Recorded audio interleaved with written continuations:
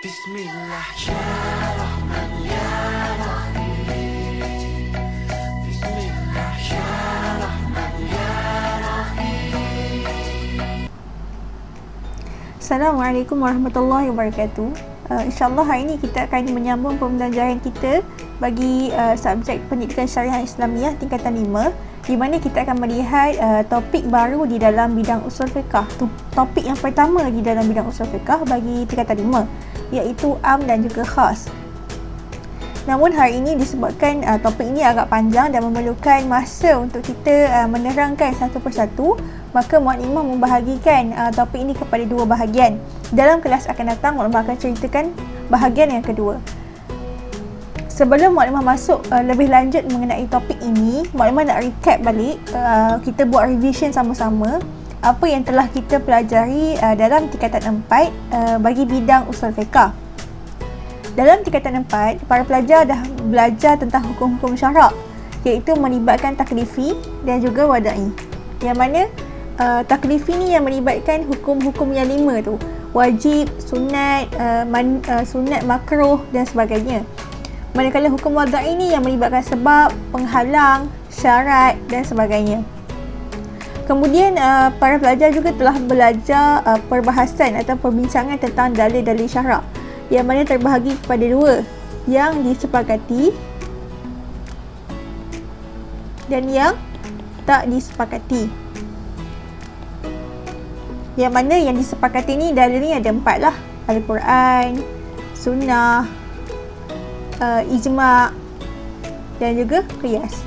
Dan yang tak disepakati tu kita dah belajar tentang beberapa lah contoh, seperti contohnya istihsan, uruf, masalih mursalah dan sebagainya lah.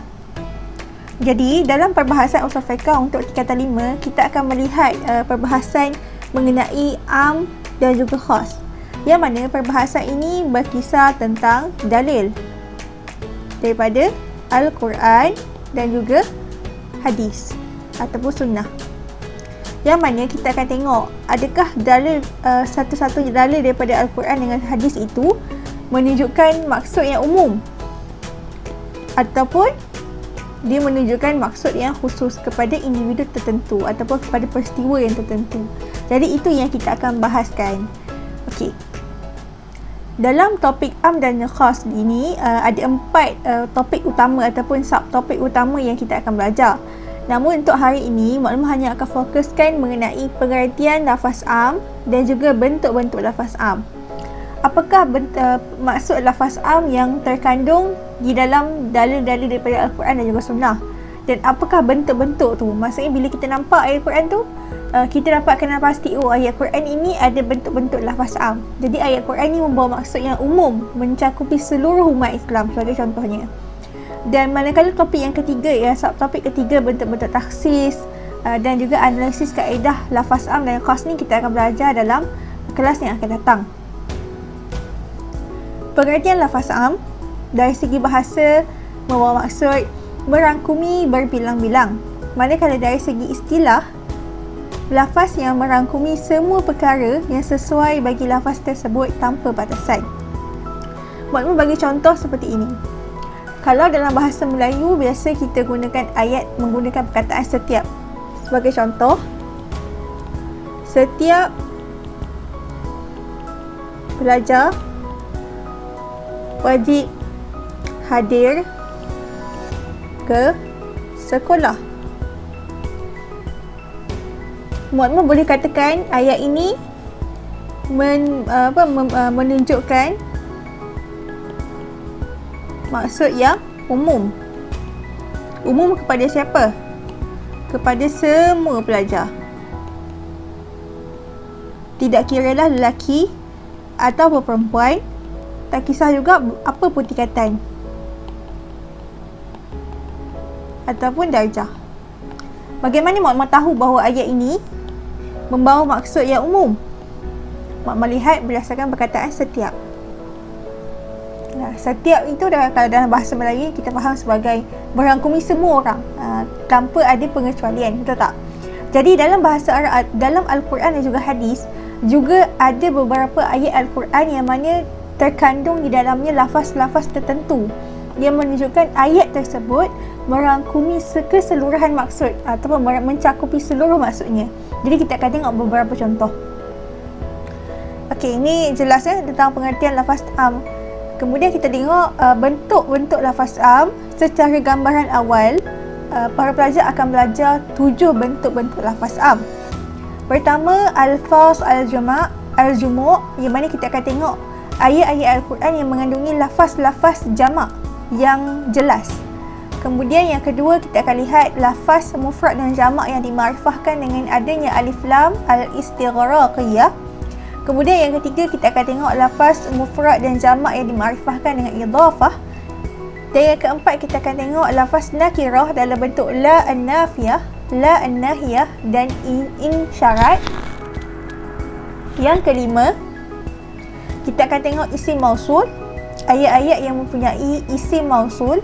Yang keenam, isim syarat, yang mana ayat-ayat yang mengandungi isim syarat atau perkataan-perkataan syarat seperti man, ma, ayu, aina dan sebagainya.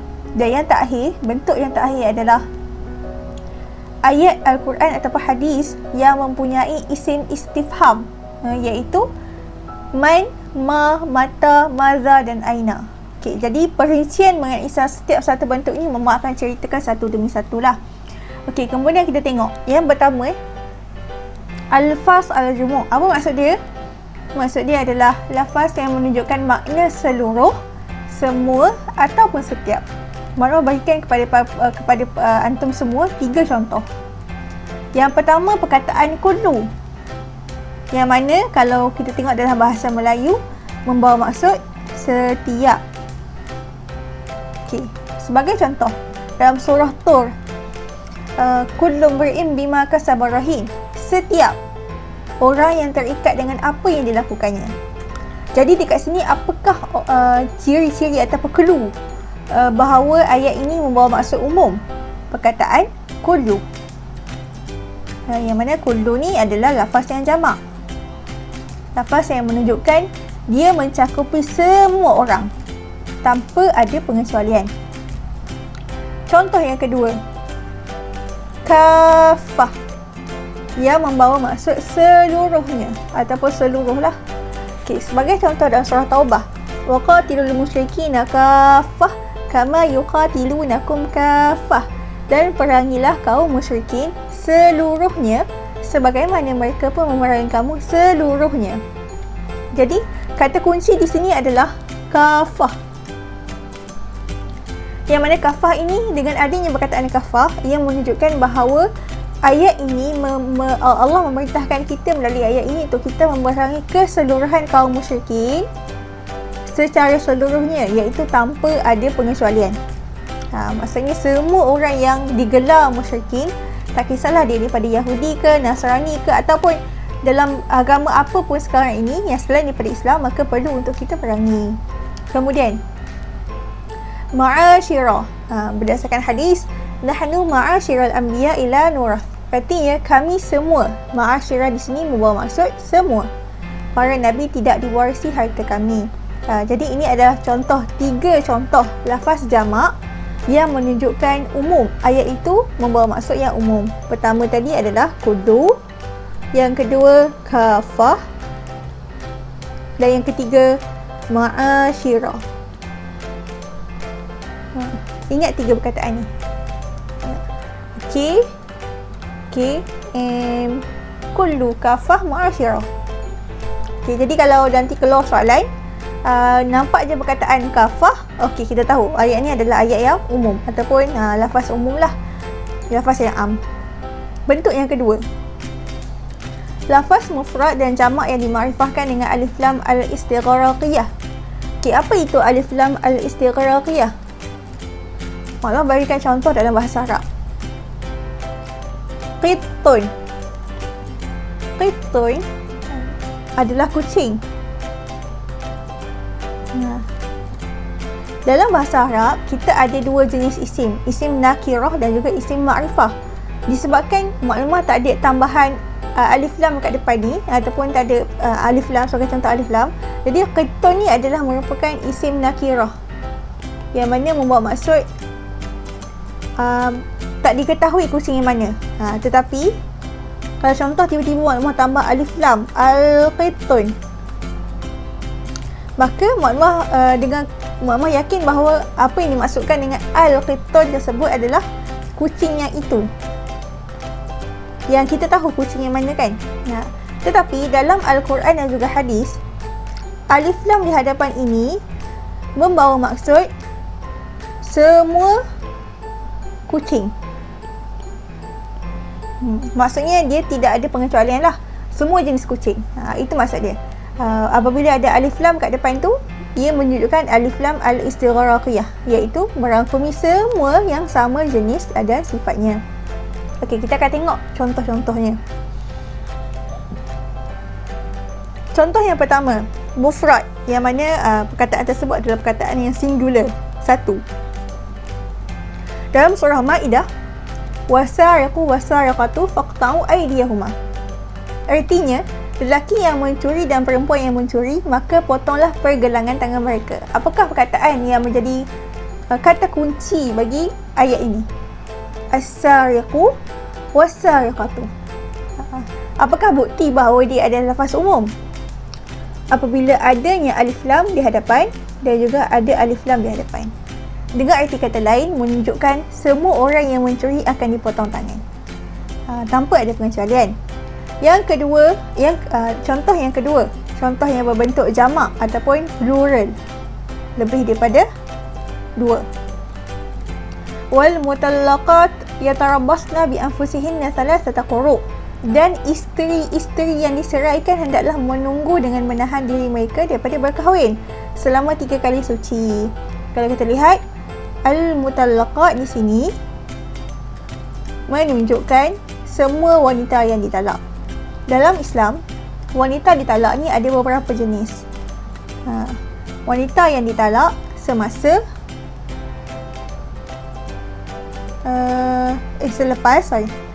selepas disetubuhi, dan juga ada yang sebelum disetubuhi. Jadi dalam kes ini, wal mutallaqat di sini merangkumi semua jenis wanita yang telah ditalak. Tetapi perincian mengenai iddah, tentang konteks ayat ini kita akan belajar dalam topik nikah atau perkahwinan dan pembubaran perkahwinan nantilah dalam bidang fiqh. Okey, ini ada 2 contoh. Keyword pertama, orang yang mencuri, untuk jenis yang bentuk alif lam istighraqiyah ni lah. Yang kedua berkenaan dengan wanita yang ditalakkan. Jadi ini adalah keyword bagi orang kata hint. Kita tahu ayat ini adalah ayat dalam bentuk alif lam istighraqiyah ke atau bentuk yang lain. Jenis yang ketiga, bentuk yang ketiga, lafaz mufrad dan jamak ini makrifahkan dengan idhafah. Idhafah ni maksud dia apa? Kata sandaran. Sebagai contoh, Muhammad qalamuhu jadidun. Muhammad pennya. Kat mana idhafah kat sini? Idhafah dia kat sini, ha. Ada ha dhamir, ha yang kembali kepada Muhammad. Yang mana kita tahu ayat ni bermaksud Muhammad pennya baru, ataupun kalau dalam bahasa Melayu yang betul, pen Muhammad baru. Jadi pen tu milik siapa? Pen itu adalah milik Muhammad. Jadi idhafah di sini adalah ha ataupun ha dhamir ini. Jadi kita akan tengok apakah contoh-contoh ayat Al-Quran dan juga hadis yang ada unsur dhamir ataupun idhafah yang akhirnya membawa maksud lafaz am. Contoh yang pertama, huwa yang berbentuk mufrad lah, singular. Huwa tahur ma'uhu al-hillu maitatahu. Hadis Nabi SAW yang bermaksud air laut ialah air yang suci dan halal bangkainya. Okey, di sini apakah kata kunci ataupun hint yang menunjukkan perkataan idhafah? Maitatuhu, yang mana ada ha dhamir. Hu ni berbalik kepada apa? Hu ni balik kepada air. Yang mana ayat ini menunjukkan semua jenis bangkai laut adalah halal. Jadi kena tengok kena pasti apakah clue bagi ayat tersebut. Kalau tengok clue kat sini, Mama ulang sekali lagi, ada hal dhamir dalam bentuk mufrad. Yang kedua, contoh yang kedua dalam bentuk jamak. A'udzubillahi minasyaitonirrajim. Yusikumullahu fi auladikum. Di manakah kata kunci dia? Kata kuncinya adalah pada auladikum, di mana perkataan lafaz kum adalah menunjukkan idhafah, iaitu disandarkan, betul tak? Dia bermaksud Allah memerintahkan kamu mengenai pembahagian pusaka untuk anak-anak kamu. Anak siapa? Anak kamu. Jadi perkataan kum dekat sini, bila perkataan auladikum, merupakan lafaz jamak yang ada unsur idhafah. Jadi menunjukkan semua anak-anak kandung akan mewarisi harta pusaka.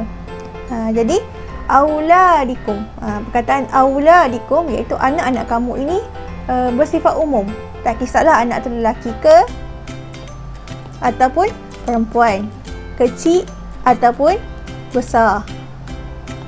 Jadi dia kata mencakupi semua jenis benda ataupun semua maksud yang sesuai dengan maksud anak-anak kamu.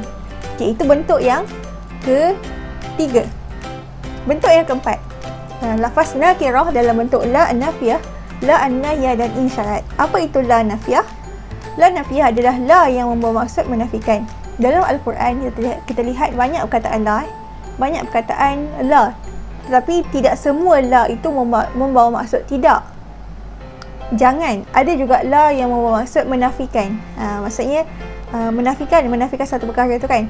Yang kedua, la yang membawa maksud an-nahyah, iaitu larangan. Sebagai contoh, wala taqrabu zina, wala taqrabu az-zina. Di sini adalah la an-nahyah. Okey, bagaimana kita nak tahu ayat Quran itu la tersebut la an-nahyah atau nafiyah? Ini berbalik kepada kaedah bahasa Arab lah. Kaedah i'rab dalam bahasa Arab. Yang ni para pelajar kena rujuk kembali dalam subjek bahasa Arab. Kemudian in syarat. Ada je perkataan in syarat, in yang membawa maksud syarat, maka dia adalah bentuk lafaz am jenis yang keempat. Kita tengok contoh dia. Contoh yang pertama yang berbentuk penafian, iaitu la yang membawa maksud nafi, iaitu hadis Nabi SAW, la wasiyata liwarithin. Tiada. Perkataan kat sini la kan, tapi membawa maksud nafi, iaitu tiada. Tiada sebarang jenis wasiat kepada ahli waris. Wasiyah disebabkan sebelumnya ada perkataan la, iaitu la nafiyah, maka kita faham wasiat kat sini semua jenis wasiat tidak dibenarkan kepada waris. Wasiat tersebut mencangkupi semua jenis wasiat. Sebab apa? Sebab ada perkataan la sebelumnya, iaitu la yang berbentuk nafi. Kemudian jenis yang kedua, la yang berbentuk larangan. Firman Allah Ta'ala, wala tusalli ala ahadin minhum mata abada. Dan janganlah engkau sembahyangkan seorang pun yang mati daripada orang munafik itu selama-lamanya. Okey, persoalan dekat sini, ahadin, seorang tu siapa? Adakah yang ayat ini bermaksud kita tidak boleh sembahyang kepada individu itu saja, individu A sahaja ataupun individu B sahaja? Okey, jawapan dia tak. Jawapan dia, wala tusalli ala ahadin, dan janganlah engkau sembahyangkan seorang pun yang mati daripada orang munafik itu selama-lamanya. Ayat ini menunjukkan bahawa tidak dibenarkan solat jenazah ke atas semua orang munafik. Okey, walaupun kisah ini berkaitan dengan Abdullah bin Ubay bin Salul,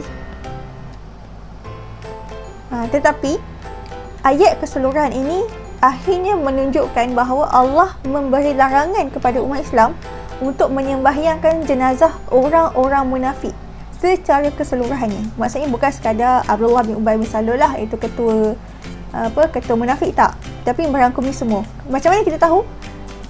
Apabila ada perkataan la yang berbentuk larangan.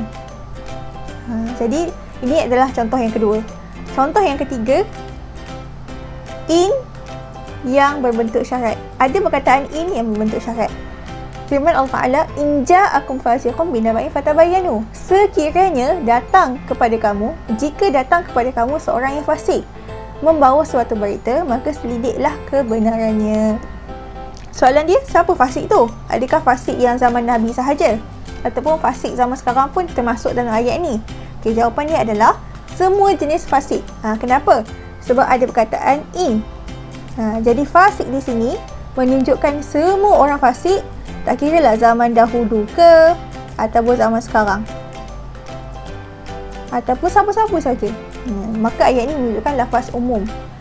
Perintah untuk Allah, untuk kita, orang kata menyelidik kebenaran daripada semua orang yang bergelar fasik. Semua orang yang fasik lah di sisi Islam. Okay, itu bentuk yang keempat. Bentuk yang kelima, isim mausul. Ada sahaja perkataan ataupun kalimah isim mausul, iaitu allazi. Isim mausul ni maksud dia apa? Itu, ini, kata sendi tak ingat, tak pasti. Tapi itu, ini, allati, allai, man dan ma. Kata penghubung. Contoh, itu kucing, ini rumah. Jadi dalam Al-Quran juga ada perkataan seperti itulah. Allazi untuk mufrad, allazina, allati, allati, allai, man dan ma. Sebagai contoh, penggunaan allai sangat kerap digunakan. Firman Allah Ta'ala, wallai ya'isna minal mahid min nisaikum in irtabtum fa'iddatuhunna salasatu ashhur wallai lam yahid. Dan perempuan-perempuan yang putus haid, maka jika kamu ragu-ragu terhadap tempoh iddah mereka, maka iddahnya ialah 3 bulan, dan demikian juga iddah perempuan yang tidak berhaid. Apakah kata kunci di sini yang menunjukkan ayat ini mencakupi semua jenis wanita-wanita yang tidak mempunyai haid? Perkataan allai, yang mana allai ini adalah isim mausul. Isim mausul, yang mana semua isim mausul menunjukkan lafaz yang umum ataupun am. Maka kita faham ayat ini menunjukkan bahawa semua perempuan yang tidak punya haid ataupun yang tidak ada haid, maka hukum dia seperti yang di atas, seperti yang terkandung di dalam Al-Quran. Maksudnya dia merangkumi semualah. Tidak kira umur, tidak kira siapa pun dia, tidak kira adakah berlaku zaman Nabi ke ataupun berlaku juga zaman kita, dia merangkumi semua. Wanita yang berlaku pada zaman Nabi dan juga sampai hari ini juga. Dan yang keenam, contoh seterusnya lah, man, berdasarkan firman Allah Ta'ala, walillahi yasjudu man fis samawati wal ard. Man menunjukkan semua benda di langit dan di bumi bersujud kepada Allah. Kemudian contoh lain, ma wa uhilla lakum ma wara'a dzalikum, dan dihalalkan bagi kamu perempuan-perempuan selain yang tersebut.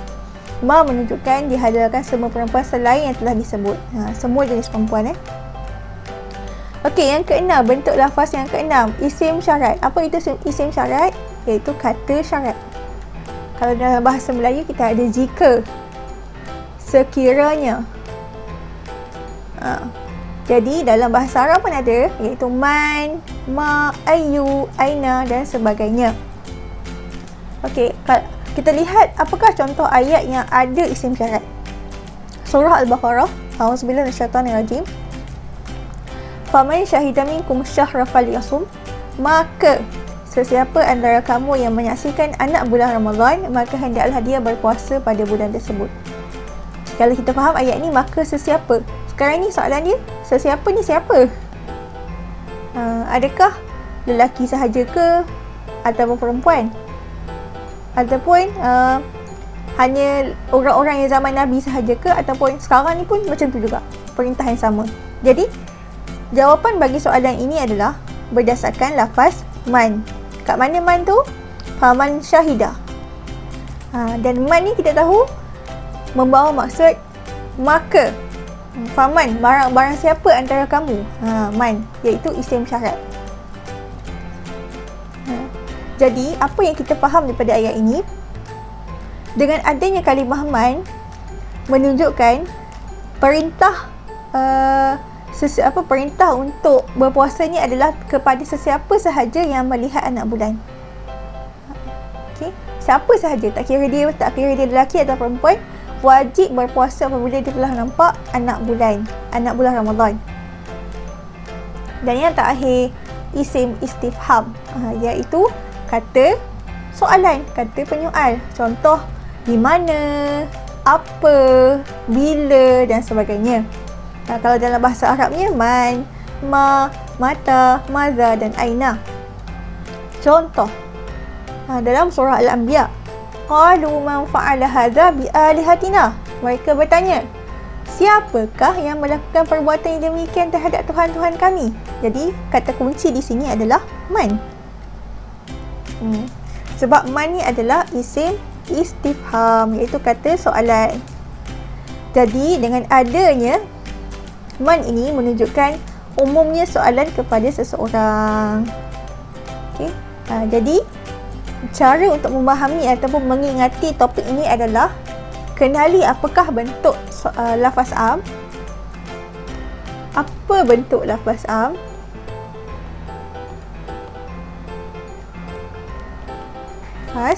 Kemudian, bila dah kenal bentuk, ingat apa clue ataupun kata kunci daripada dalil. Contohnya, tiba-tiba ada perkataan kullu. Jadi kita tahu dia adalah bentuk yang pertama. Ataupun ada idhafah. Contoh, maitatuhu. Ada hu. Jadi dia adalah bentuk yang ketiga, iaitu idhafah. Jadi berdasarkan itu, para pelajar dah boleh kenal pasti, ayat ini adalah ayat yang menunjukkan lafaz yang umum. Yang mana keyword ni adalah berdasarkan dia adalah ada idhafahnya ataupun ada perkataan la wasiyah contohnya. Perkataan la, yang mana la wasiyah ni adalah la yang menafikan, la nafi. Jadi itu antara cara macam mana kita nak memahami ayat ini. Okey, maka dah tamatlah bahagian pertama bagi topik am dan khas dalam bidang usul fiqh PSI tingkatan 5. Kita akan sambung pembelajaran kita dalam bidang yang sama, topik yang sama bagi bahagian kedua dalam kelas yang akan datang. Wallahu a'lam bissawab. Assalamualaikum warahmatullahi wabarakatuh.